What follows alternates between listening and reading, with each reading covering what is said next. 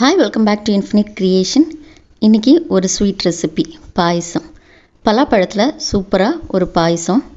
வழக்கமாக நம்ம செய்கிற பாயசத்துலேருந்து இது கொஞ்சம் டிஃப்ரெண்ட்டாக இருக்கும். பட் ரொம்ப ஈஸி, சுவை அருமையாக இருக்கும். நமக்கு வீட்டுக்கு வரக்கூடிய விருந்தினருக்கு வழக்கமாக நம்ம கொடுக்கக்கூடிய ரெசிபிலேருந்து கொஞ்சம் டிஃப்ரெண்ட்டாக ஒரு பலாப்பழம் பாயசம் செஞ்சு அசத்தலாம். பலாப்பழம் பிடிக்கிறவங்களுக்கு நிச்சயமாக இந்த பாயசம் பிடிக்கும். ஓகே, வாங்க இது எப்படி செய்கிறது பார்க்கலாம். பலாப்பழச் சுளைகளை விதை நீக்கி அது 2 கப் அளவுக்கு நான் எடுத்து வச்சுருக்கேன். பாதி அளவை நம்ம சின்ன சின்ன துண்டுகளாக கட் பண்ணி எடுத்துக்கலாம்.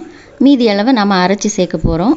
இல்லை உங்களுக்கு விருப்பம் இல்லை அப்படின்னா நீங்கள் முழு அளவையுமே சின்ன சின்ன துண்டுகளாக கட் பண்ணி அதை சேர்த்துக்கலாம். இல்லைனா முழு பலாப்பழச் சுளைகளையுமே நீங்கள் அரைச்சும் சேர்த்துக்கலாம். நம்ம அரைச்சி சேர்க்கும்போது பாயசத்துக்கு ஒரு நல்ல திக்னஸ் இருக்கும். இந்த பாயசத்தில் நம்ம ஜவ்வரிசி, சேமியா அப்படி வேறு எதுவுமே சேர்க்க மாட்டோம். ஒன் அண்ட் ஒன்லி பலாப்பழம் மட்டும்தான்.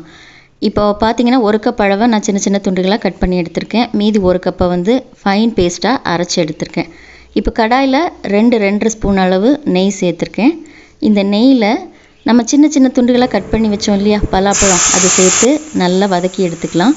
இதில் பச்சை வாசனை போகணும். இந்த பலாப்பழத்தோட அந்த ஒரு வாசனை இருக்கும், அது போகிற வரைக்கும் இதை நல்லா வதக்கி எடுத்துக்கலாம். நெய்யில் இது நல்லா வதக்கும் போது தான் அந்த வாசனை போகும். ஓரளவு வதக்கி விட்டுட்டோ இல்லை டைரெக்டாக நம்ம சர்க்கரை பாகில் இந்த பலாப்பழச் சுளைகளை சேர்த்து வேக வச்சாலோ அந்த பச்சை வாசனை அவ்வளவா போகாது. அதே மாதிரி நம்ம பாயசம் குடிக்கும்போது அந்த பலாப்பழச் சுளைகள் பச்சை டேஸ்ட் அடிச்சுட்டே இருக்கும். ஓகே, இப்போது நல்லா நெய்யில் வறுத்தாச்சு. இதை தனியாக எடுத்து வச்சுக்கலாம்.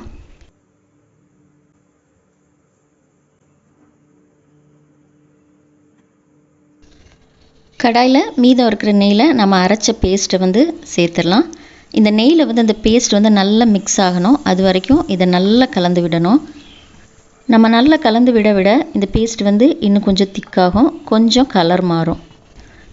இதையும் அதே மாதிரி தான் பச்சை வாசனை போகிற வரைக்கும் நல்லா கலந்து விடணும்.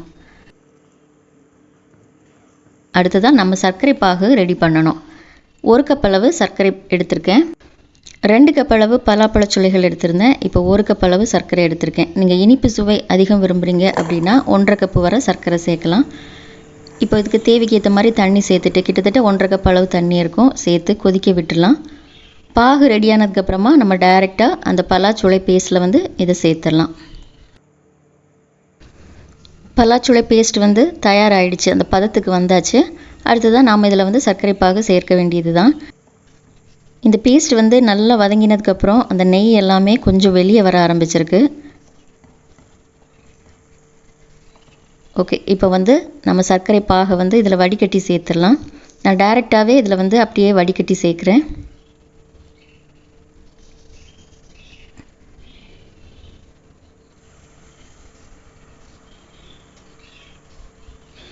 பாகை சேர்த்ததுமே நல்லா கலந்து விட்டுலாம். ஆரம்பத்தில் பார்த்திங்கன்னா இந்த பலாப்பழச்சுளை பேஸ்ட் கொஞ்சம் கட்டி கட்டியாக இருந்த மாதிரி இருக்கும். பட் நாம் நல்லா கலந்து விட அந்த பேஸ்ட் நல்லா மிக்ஸ் ஆயிரும். இந்த சர்க்கரை பாகில் அது நல்லா கலந்துரும். இது நல்லா கலந்து விட்டதுக்கப்புறமா நம்ம முதல்ல வறுத்து தனியாக எடுத்து வச்சோம் இல்லையா பலாப்பழச்சுளைகள், அதை இதில் சேர்த்துடலாம். சேர்த்துட்டு நல்லா கொதிக்க விடணும்.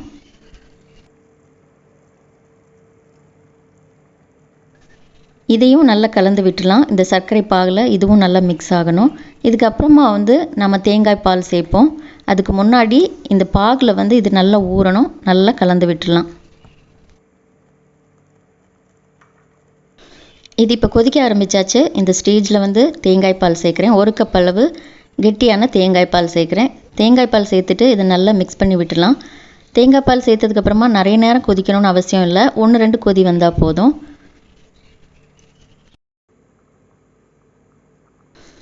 நல்லா கொதிக்க ஆரம்பித்தாச்சு. இந்த ஸ்டேஜில் தட்டி வச்ச ஏலக்காய் பொடி கொஞ்சம் சேர்க்குறேன். அதோட ஒரு பிஞ்ச் அளவு சால்ட்டு சேர்க்குறேன். 1/4 டீஸ்பூன் அளவு இருக்கும். உப்பு சேர்க்குறதால அந்த டேஸ்ட், அந்த இனிப்பு டேஸ்ட் நல்லா தூக்கலாக தெரியும். அதுக்காக தான் சேர்க்குறேன். உப்பு சேர்க்க விருப்பம் இல்லாதவங்க இந்த ஸ்டெப்பை ஸ்கிப் பண்ணிக்கலாம், ஜஸ்ட் ஆப்ஷனல் தான். ஃபைனலாக 1 ஸ்பூன் நெய்யில் கொஞ்சம் முந்திரி பருப்பு சேர்த்துருக்கேன். முந்திரி பருப்பு கொஞ்சம் பொன்னிறம் ஆனதுக்கப்புறமா நம்ம உலர் திராட்சை சேர்க்கலாம். இதுவும் கொஞ்சம் பொரிஞ்சு வந்ததுக்கப்புறமா டைரெக்டாக நம்ம பாயசத்தில் சேர்க்க வேண்டியது தான். முந்திரி பருப்பு வறுத்ததுக்கப்புறம் திராட்சையை சேர்க்கலாம், அப்போ தான் கரெக்டாக இருக்கும். அவ்வளோதான், சூப்பரான டேஸ்டியான ரொம்ப ஈஸியாக செய்யக்கூடிய பலாப்பழ பாயசம் வந்து தயாராகிடுச்சு. வழக்கமாக செய்கிறதுலேருந்து இது கொஞ்சம் டிஃப்ரெண்ட்டான ரெசிபி. நீங்களும் ட்ரை பண்ணி பாருங்கள்.